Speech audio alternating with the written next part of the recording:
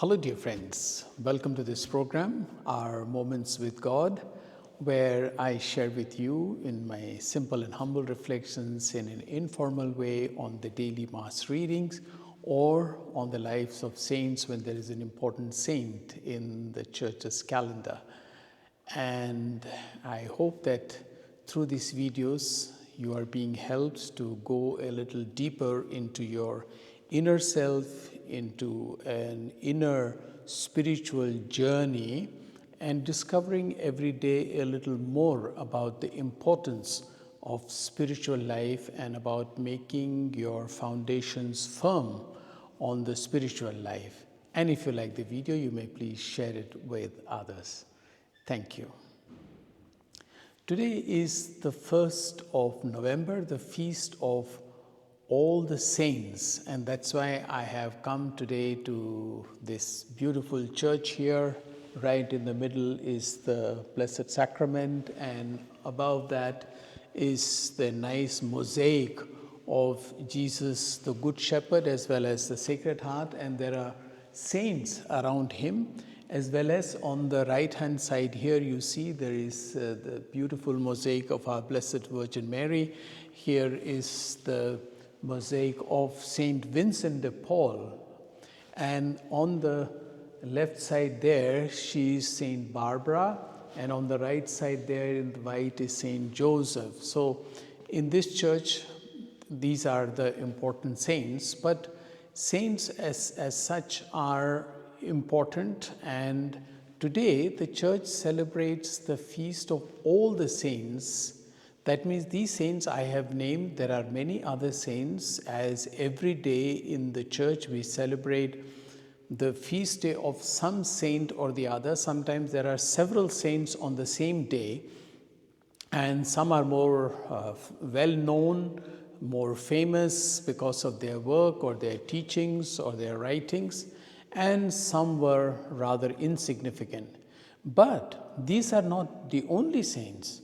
What church celebrates today on the 1st of November is the feast of all the saints. That means also those saints who are not enumerated or classified in the canon of the Catholic Church.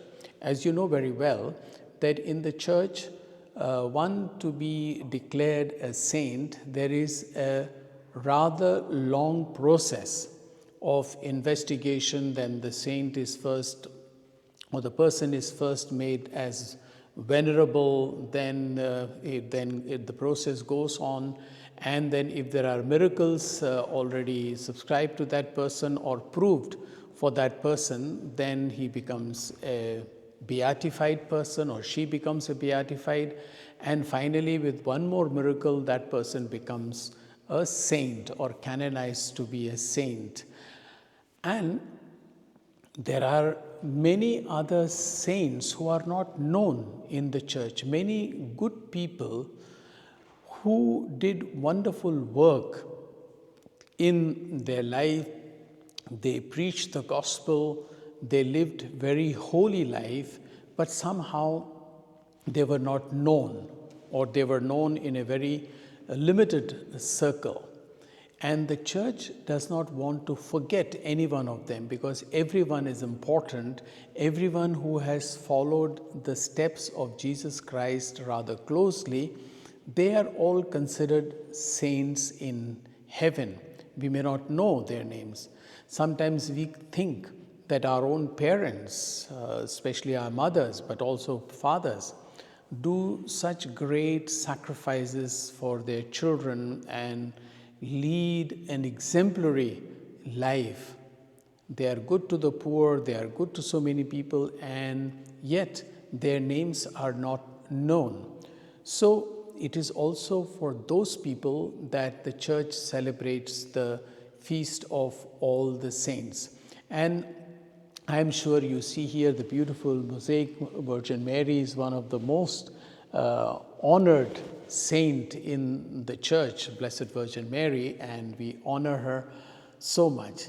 And today in the first reading from the book of Revelation, one finds how John saw visions of the multitude of people, and there were angels who had the power to destroy the world, and then they are told, wait, don't destroy yet, don't do any damage till all the chosen ones of God have the seal of God on them.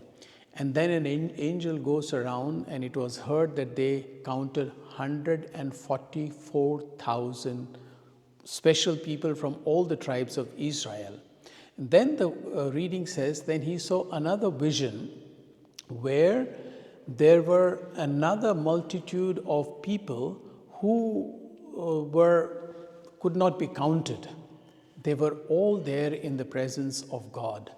That means there are all people whose names may not be known, but who all have achieved a great holiness, and they're standing in the presence of God.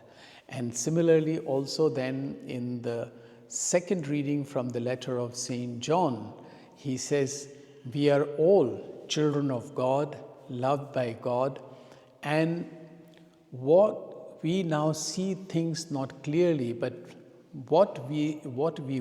now we are children of God, but what we would be, that we do not know. Then we will be like God. He's talking about our future when we arrive in heaven.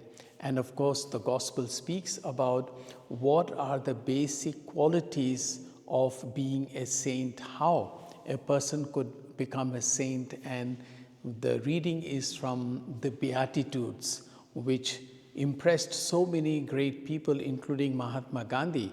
When he read the Beatitudes, he was saying, my gosh, he really wanted to be converted to be a Christian, but then he was not impressed by the way Christians lived, and therefore he gave up the idea. But it is these beautiful Beatitudes which, if we follow, certainly we too will be counted among the saints. I am sure you are trying to become saints as well in your own life and trying to lead a holy life. And God certainly is granting us His grace and helps us to live according to His will and plan. I wish you all the very best, and wish you also a happy feast, because you too are a saint. Thank you.